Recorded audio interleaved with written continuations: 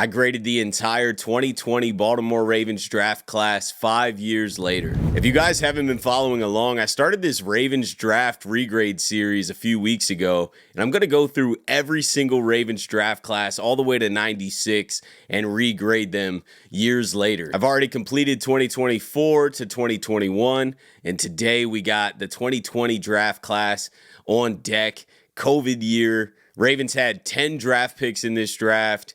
Let's dive into it. In the first round at pick 28, the Baltimore Ravens selected Patrick Queen, linebacker from LSU. Queen was brought in to be a starter on the Ravens defense and immediately was that. In 2020, he led the team with 106 tackles, earned a spot on the all-rookie team. Fast, physical linebacker, sideline to sideline. He did struggle quite a bit in coverage for a few years. He was not a completely polished linebacker his first couple years in Baltimore. When Roquan was brought over, Patrick Queen thrived next to Roquan, ended up earning an All-Pro in 2023, second-team All-Pro. Queen ended up hitting free agency in 2024. The Ravens did not offer him a contract, and he ended up signing with the opposition, the Pittsburgh Steelers. But overall, this was a good pick for the Ravens. I'm not beating this pick up too much. Could we went a different direction in the first round? Yeah, obviously you can always make other moves, but it's not like Patrick Queen was a bad player. He did end up playing very, very, very good ball with Baltimore his last few years there and played solid ball early on. I think the fan base was really hard on him because he was struggling in pass coverage and just thinking a little bit too much. But after a few years, especially when we brought Roquan over, we saw Patrick Queen play a lot better and launch his game. And I know he's not still on the Ravens, so we didn't end up keeping him. So that does knock the grade a little bit in my mind. You know, if the Ravens realize that they got an A-plus superstar, they're not letting him go. And Patrick Queen is not that. But I'm going to grade this draft pick a B+. Moving on to the second round at pick 55, the Ravens took J.K. Dobbins, running back, Ohio State. J.K. Dobbins flashed elite potential, but has just been plagued by injuries, man. I mean, in his 2020 rookie season, he rushed for 805 yards, 9 touchdowns, and wasn't even the full-time running back for the Ravens. And then, unfortunately, tore his ACL in the 2021 preseason, which sidelined him for the entire year. Came back in 2022, but was only able to play 8 games due to lingering knee issues. He managed to get 520 yards. And then in 2023, which was supposed to be his healthy breakout year, he was balling in week 1 against the Texans and then tore his Achilles. Took him another year to recover from that. He was then a free agent this past offseason. The Ravens will obviously sign Derrick Henry, so they did not bring J.K. Dobbins back. J.K. Dobbins, along with Gus Edwards, too, who was also the Ravens running back, both signed with the L.A. Chargers, and J.K. was balling with the Chargers this past year until he experienced some more injuries. So the story of J.K. Dobbins' career so far is health, man. I mean, can he stay healthy? When he's healthy, when he's out there, he's an absolute beast. And unfortunately, his entire NFL career has been plagued by injuries, and the Ravens took a chance in the second round. I don't think it was a bad idea. J.K. would have thrived in this offense if he could have just stayed on the field, man. He really would have. J.K. Dobbins would have been one of the greatest running backs in Ravens history if he could have stayed healthy. So looking back at this pick 5 years later, love J.K. Dobbins, but I got to grade this pick a C-. I think the Ravens' head was in the right spot.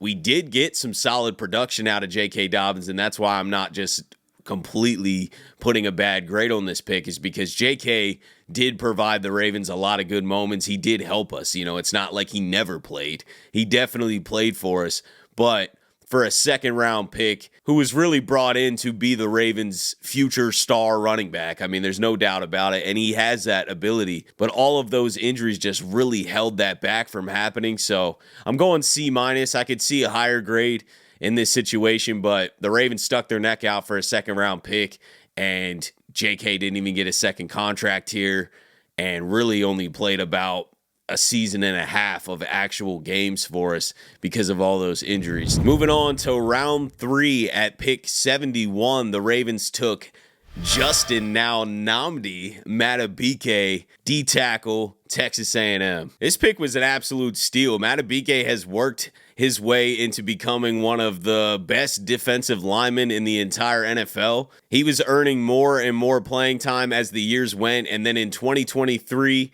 he broke out with 13 sacks, earned a first-team All-Pro, and the Ravens decided to lock him up with a 4-year, $98 million extension. And Madubuike is one of the Ravens' key defensive pieces. You know, he is the main defensive piece on that line and is going to be here for years to come. The Ravens obviously rewarded his play, especially his play in 2023, with a big contract extension. And like I said with Patrick Queen, with the first pick, the Ravens lock up the stars, man. You know, they lock up the guys that are irreplaceable in their mind. And Patrick Queen, I know we didn't replace him. You know, I know Trenton Simpson didn't step into Patrick Queen's role yet, and the Ravens haven't exactly replaced him, but they feel like they could have, and that's why they didn't even offer Patrick Queen a contract.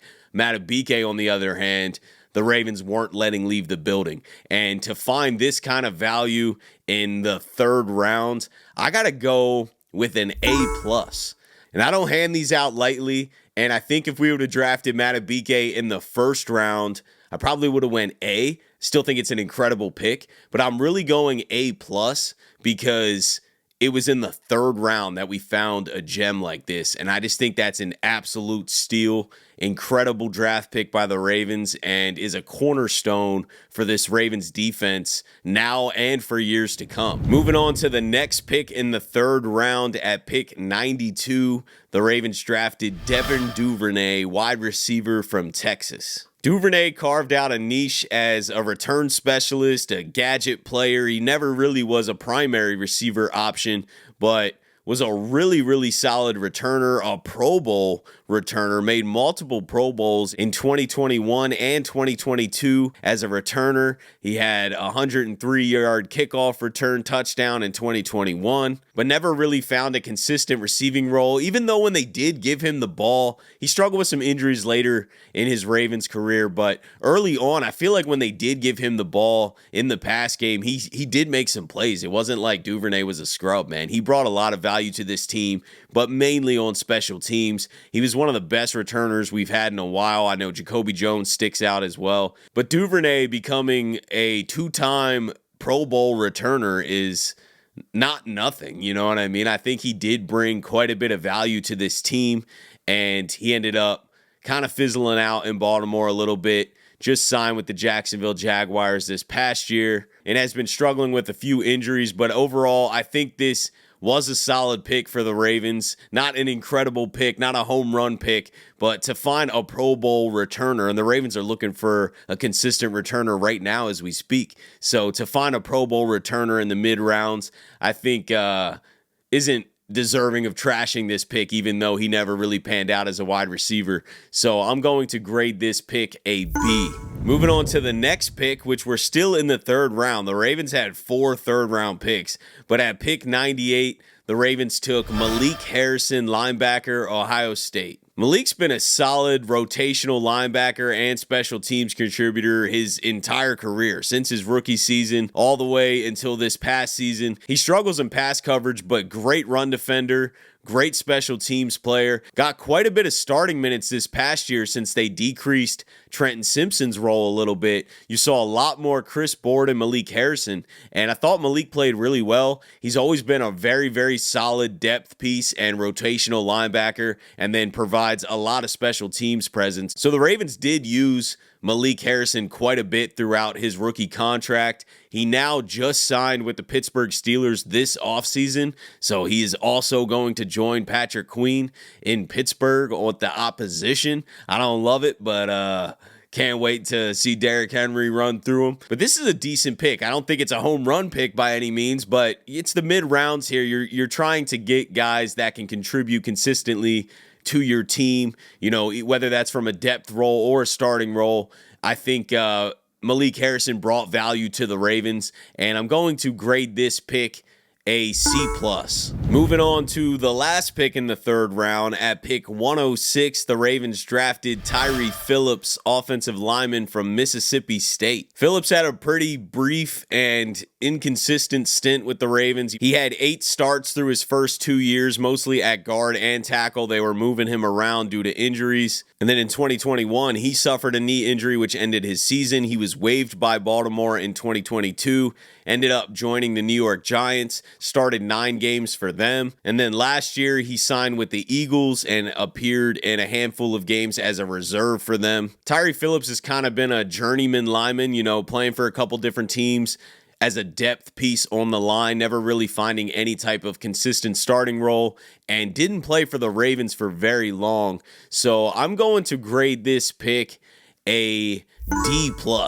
I think for the third round, the Ravens would have probably liked to have the guy on their team for longer than 2 years. I don't think Tyre Phillips has had a D+ career by any means, but these are Ravens grades. And for the Ravens, for the value that he specifically brought to them, then and long term, I got to go D+ because Tyre just didn't stick around for Baltimore for very long. Moving on to the fourth round, at pick 143, the Ravens took Ben Bredeson, guard from Michigan. Ben served as a depth piece for the Ravens. He started 3 games from 2020 to 2021.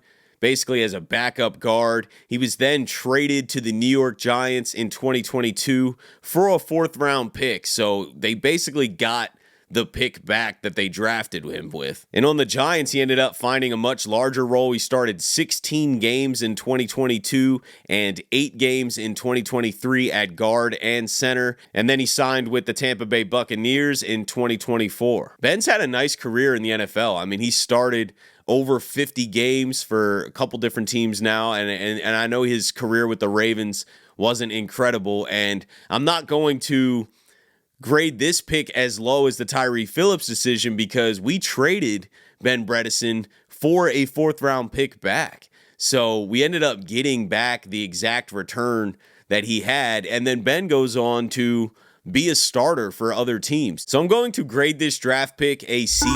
It's not exactly what Ben provided for the Ravens in his short 2 years, but the fact that they were able to use him as a backup early in his career and then flip him for the exact price that they got him for of a 4th round pick. And then Ben goes on to have a successful career elsewhere. I think pretty decent pick. I know the Ravens didn't end up using his full potential, but the fact that they got the return back after using him for a couple of years doesn't make this a terrible pick. Moving on to the 5th round, at pick 170, the Ravens took Broderick Washington, D tackle from Texas Tech. Broderick's developed into a valuable rotational defensive tackle for the Ravens. He ended up getting an extension later in his career. I know he didn't have a ton of impact his first 2 seasons, but signed a 3-year extension in 2023, and the Ravens have been using him as a rotational depth piece. He plays about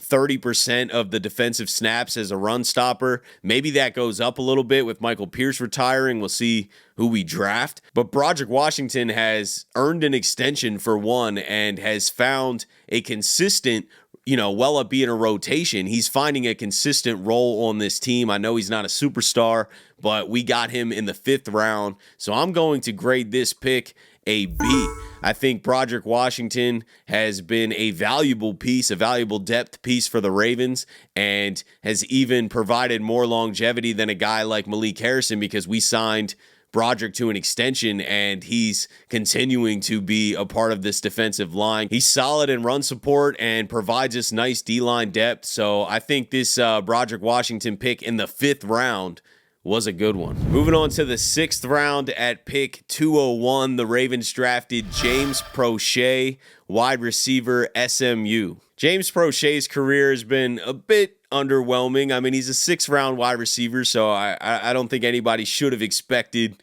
a huge career. And he found himself active for a few games early on with the Ravens in 2020 to 2022. He caught 25 passes for 278 yards.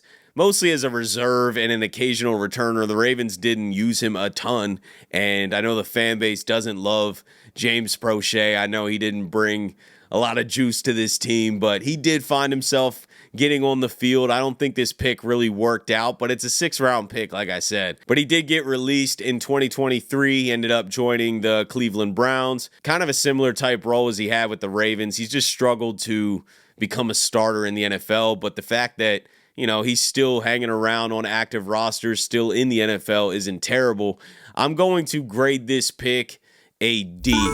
I think the Ravens didn't get a ton of value out of James Proche, and I know it's a 6th-round pick. That's why I'm not giving it an F. I'm a little easier on like the 6th, 7th-round picks because most of them don't work out anyway. So to trash everyone that doesn't work out as an F seems a little crazy. James Proche did stick around with the Ravens for a few years and maybe a little longer than most of us wanted, but regardless, not a great draft pick. I'm going with a D. And then moving on to round 7, the last pick. At pick 219, the Ravens drafted Geno Stone, safety, Iowa. Geno Stone ended up being a late-round gem. After a quiet rookie year, he was waived and re-signed and waived and re-signed. And then in 2023, he tied the NFL lead with 7 interceptions and added 66 tackles as a starter. This was when the Ravens had the #1 defense in the NFL that year, and Geno Stone was our safety and provided an incredible year for us. And then hit free agency, ended up signing a 2-year, $14 million deal with the Bengals. Now the Bengals defense hasn't been great, but Geno Stone hasn't been terrible for them. And the fact that he was able to get a really solid deal after the career year he had with Baltimore in 2023 is awesome. I think for a 7th-round pick, this really worked out for the Ravens, and I'm going to grade this draft pick a B+.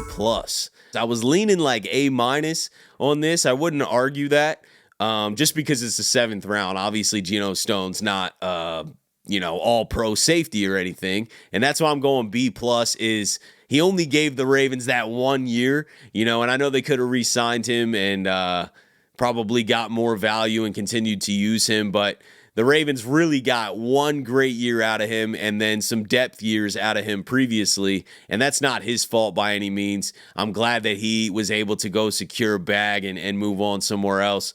So I think for being a 7th-round pick, this is a great pick. Great pick. I'm going B+. So that concludes the 2020 regrades. I think this class was pretty good. Not as top-heavy as, a 2022 that stands out. That one's really standing out with Kyle Hamilton and Tyler Linderbaum.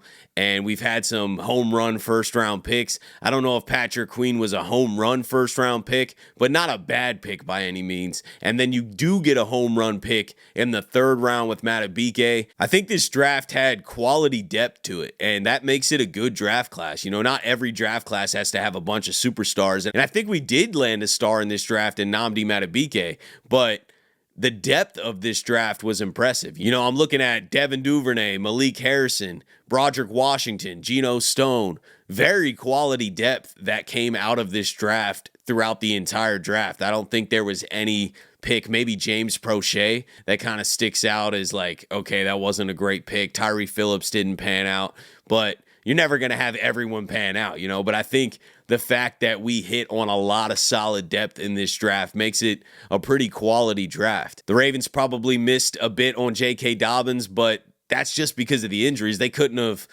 foresaw that coming, like J.K. Dobbins, if he would have stayed healthy, would have been a home run pick in the 2nd round. The fact that he had a bunch of injuries makes that pick not look as good, but J.K.'s a beast. So I don't think the Ravens made a bad pick, although I down the grade a little bit just because it was the 2nd round and it didn't work out years later, but it wasn't a bad pick just from the idea of it. So I think this was a solid class. But let me know what you guys are thinking about this draft class. What grades would you give to all of these picks? Appreciate you guys, as always, for tuning in to another episode of the Flock Rundown. Have a beautiful rest of your day, and I'll let the greatest linebacker in the history of the game take us out. Ravens Flock. Flock Rundown is the place to be. My man Ryan has been a lifelong Ravens fan since he was born. The Flock Rundown. Nothing gets better than waking up and wondering how high we can fly. Tune in. Motionless brainwaves attempt to swim their way to sense, can't tame the untamed.